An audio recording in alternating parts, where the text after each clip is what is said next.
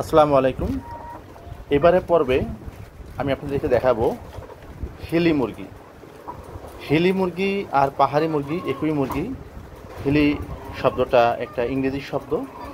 এটা বাংলাদেশ প্রাণী গবেষণা ইনস্টিটিউট বা প্রাণী উন্নয়ন ইনস্টিটিউট এটা নাম দিয়েছে হিলি। এই মুরগির জাত সম্পর্কে যতদূর জানা যায়, বাংলাদেশের বিলুপ্ত প্রায় যে পাহাড়ি অঞ্চলের মুরগিগুলো, রাঙামাটি, তারপরে বান্দরবান, খাগড়াছড়ি, চট্টগ্রাম, কক্সবাজার, সব এলাকার মুরগিগুলোকে তারা নিয়ে গবেষণা করছে।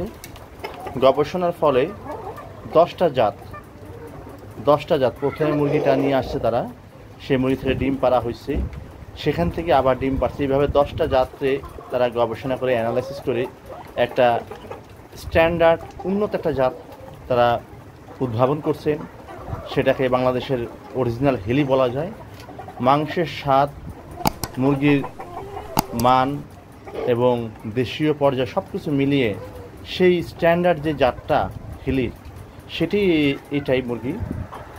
BLRI বাংলাদেশ প্রাণী গবেষণা ইনস্টিটিউট সাভার থেকে এই মুরগিগুলো বিভিন্ন আবেদনের পরিপ্রেক্ষিতে যাচাই বাছাইয়ের মাধ্যমে তারা ফার্মিং পর্যায়ে মুরগিগুলো দিয়ে থাকে। এই মুরগিগুলো ডিম এবং বাচ্চা আনা হয়, বড় মুরগি আনা যায় না।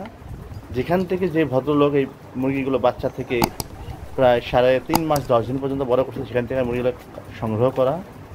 আজকে এদের বয়স 3 মাস 20 দিন কি 25 দিন।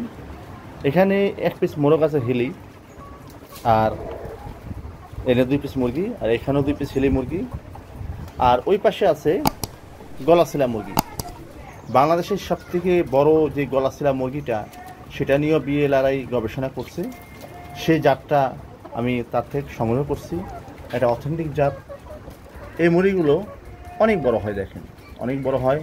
মোরগগুলোর ওজন প্রায় 4.5 থেকে 5 কেজি হয়, মুরগিগুলো 2.5 থেকে 3 কেজি। অনেক ডিম দিয়ে থাকে, দেশি মুরগির তুলনা থেকে অনেক ডিম দিয়ে থাকে, এবং তাদের সব কিছু মিলিয়ে একটা গবেষণালব্ধ একটা অ্যাকুরেট আউটপুট সেটা নিয়ে আসছি গলাশিলা মুরগি।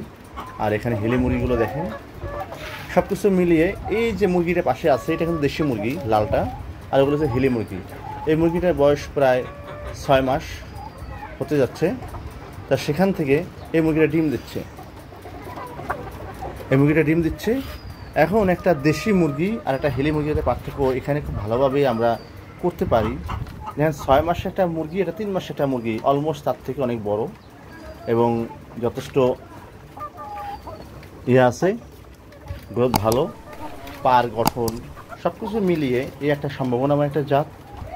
তাই এই জাতটাকে আমি সংগ্রহ করছি। আমি পাহাড়ি মুরগি নিয়ে কাজ করতেছি, তা যেহেতু বাংলাদেশ প্রাণী গবেষণা ইনস্টিটিউট এই মুরগির জাতটাকে নিয়ে কাজ করছে এবং তার একটা অনেক ভালো একটা রিভিউ পেয়েছি, সেই আলোকে মুরগিটা নিয়ে কাজ করা। দেখা যাক এটার সার্বিক পর্যবেক্ষণে যা আসে, কীরকম ডিম দেয়, মাংস ওজন কেমন হয়, সেটা অবজারভেশন করব এবং ভালো ফলাফল পেলে ভবিষ্যতে আমি কাজ করব এটা নিয়ে।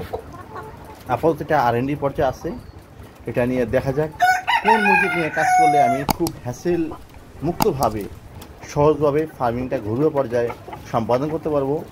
সেই উদ্দেশ্যে কিন্তু আমার এই কার্যক্রম।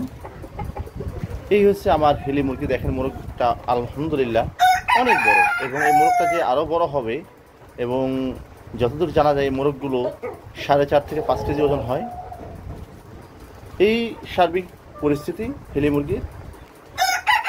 আমি এখনও আপনাদেরকে এই হিলি মুরগির ব্যাপারে সার্বিক তথ্য দিতে পারবো না।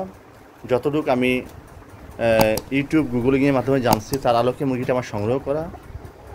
আগামীতে যদি এগুলো ডিম মাংস নিয়ে ভালো রিভিউ পেলে আপনাদেরকেও আমি জানাবো, তখন আপনারাও জানতে পারবেন। সেই অনুযায়ী আপনারা তখন সিদ্ধান্ত দিতে পারবেন কোন মুরগি নিয়ে কাজ করলে ভালো হয়। এই ছিল আমার আজকে হিলি মুরগির আপডেট এবং গলাশিলা মুরগির আপডেট। হিলি এবং গলাশিলা মুরগি একই বয়সের মুরগি, দুটোটাই BLRI থেকে নেওয়া, সাভার শাখা থেকে।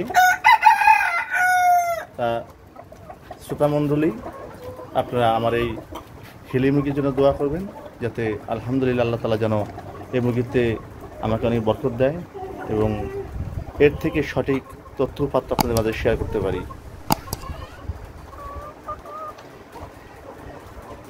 আল্লাহ হাফেজ।